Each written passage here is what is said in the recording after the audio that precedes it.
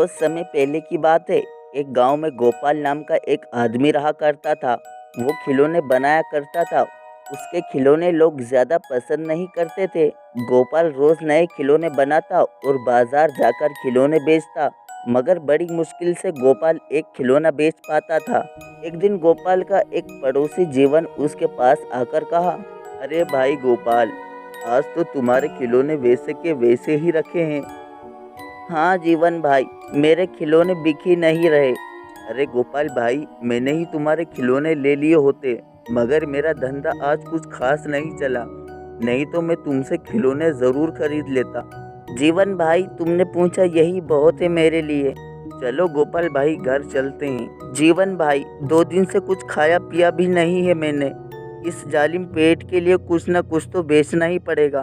हाँ गोपाल भाई, तुम यहीं पर खिलौने बेचो, अब मैं घर चलता हूँ। ऐसा कहकर जीवन घर चला गया। अब गोपाल खिलौने बेचने लगा। थोड़ी देर में एक औरत और बच्ची गोपाल के पास आकर पूछने लगी, भैया, ये खिलौने कितने के दिए तुमने? बहन, ये गुड़िया 20 रुपए की है। घर जाने का समय हो गया है, कुछ कम करके खिलौने दे दूँ? भैया, खिलौने इतने अच्छे नहीं हैं। एक काम कीजिए, ये खिलौने 15 रुपए में ले लीजिए, इससे कम तो नहीं आएगा। नहीं भैया, खिलौना 10 रुपए में देना है तो दो, मैं इससे 1 रुपया भी ज़्यादा नहीं दूंगी। ठीक है बहन, ये लो गुड़िया। औरत ने 10 रुपए देकर वो खिलौना खरीदा और वहाँ से चली गई। गोपाल को दिन भर के कमाई के सिर्फ 10 रुपए ही मिले थे, इसलिए गोपाल थोड़ा नाराज था। गोपाल अपनी टोकरी उठाकर घर जाने के लिए जल्द निकलता है। शाम होने के कारण वो जंगल के रास्ते से घर जाने लगा। वो सोच रहा था कि सारे दिन की कमाई के 10 रुपए ही हैं। ए भगवान, अब क्या होगा। वो जंगल के रास्ते से घर कभी कभी जाया करता था, इसलिए उसे डर नहीं लगा। गोपाल एक पेड़ के नीचे से जा रहा था, तभी उसे किसी की आवाज़ सुनाई दी, गोपाल, गोपाल। गोपाल रास्ते में फिर से जाने लगा। फिर से गोपाल को एक बार और आवाज़ सुनाई दी, गोपाल, गोपाल। आवाज़ आई, कौन है, किसने आवाज़ लगाई मुझे? तभी गोपाल को पेड़ के नीचे एक औरत दिखाई देती है।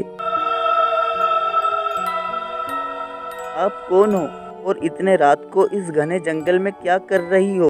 मेरा नाम रानी है। मुझे मेरे घर वालों ने घर से बाहर निकाल दिया है, इसलिए मैं यहाँ बैठी हूँ। रानी जी, इतने रात इस घने जंगल में रहना ठीक नहीं है। आपको ठीक लगे तो आप मेरे साथ मेरे घर चल सकती है।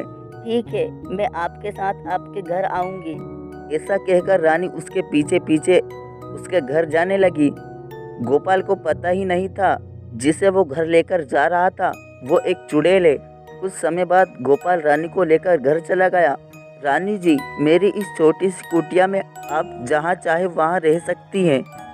इस घर में कुछ भी नहीं है, मैं आपको खाना भी नहीं दे सकता, क्योंकि 2 दिन से मेरा एक भी खिलौना नहीं बिका। आज सिर्फ एक ही खिलौना बिका है। उस 10 रुपये से चने लेकर आया हूँ, इसमें से आप थोड़े खा लीजिए, थोड़े मैं खा लेता हूँ। ऐसा कहकर रानी और गोपाल चने खाकर सो जाते हैं। रानी रात होने के कारण थोड़े देर सोकर उठती है और वो अपने चुड़ैल के रूप में आ जाती है। वो घर में जाकर देखती है, घर में कुछ भी खाने की चीज़ नहीं होती है।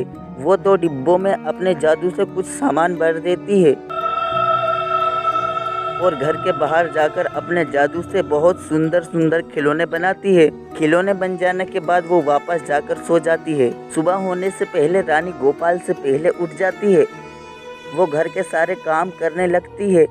थोड़ी देर में गोपाल उठता है। वो बाहर जाकर मिट्टी के खिलौने देखता है।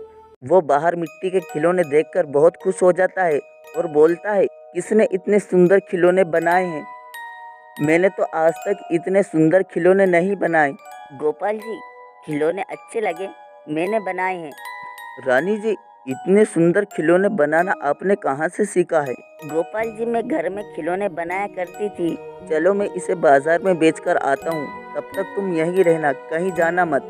मैं यहीं रुकूंगी, आप चिंता मत कीजिए। ऐसा कहकर गोपाल खिलौने टोकरी में भरकर बाजार बेचने चला जाता है।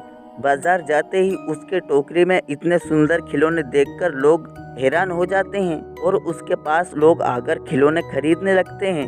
उस दिन गोपाल अच्छी कमाई कर लेता है। घर लौटते समय गोपाल कुछ राशन खरीद लेता है। घर पर आते ही गोपाल रानी को राशन देता है। गोपाल जी, घर में तो कुछ राशन पहले से था, मैंने उसका खाना बना लिया। गोपाल सोचने लगता है कि घर पर तो खाने को कुछ भी नहीं था।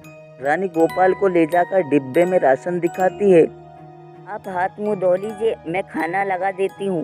गोपाल खाना खाकर रानी के खाने की काफ़ी तारीफ करता है। गोपाल के खाने के बाद रानी खाना खा लेती है। जीवन सुबह बाजार में गोपाल को नए नए खिलौने लाता देखकर कहता है, इतने सुंदर खिलौने गोपाल कहाँ से लाता है? जरूर दाल में कुछ काला है। और सोचता है कि इस बात का पता करना पड़ेगा। जीवन रात में गोपाल के घर के बाहर सो जाता है। आधी रात में जीवन को कुछ शब्द सुनाई देते हैं। जीवन गोपाल के घर में खिड़की से झांक कर देखता है कि एक चुड़ैल अपने जादू से नए नए खिलौने बना रही होती है। जीवन डर जाता है और वहां से भागकर सीधे अपने घर चला जाता है। सुबह वो देखता है कि गोपाल सुंदर सुंदर खिलौने लेकर बाजार जा रहा था। जीवन गांव के सरपंच को सब कुछ बता देता है।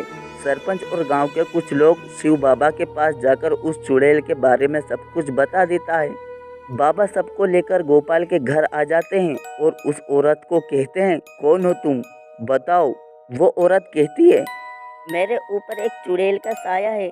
जिस दिन मेरी शादी हो जाएगी, वो चुड़ैल मेरे शरीर को त्याग देगी और मैं उस चुड़ैल से आज़ाद हो जाऊंगी। बाबा और गांव के लोग उस औरत का विवाह गोपाल से कर देते हैं और वो औरत चुड़ैल के साये से आज़ाद हो जाती है और वो दोनों खुशी खुशी जीवन बिताने लगते हैं।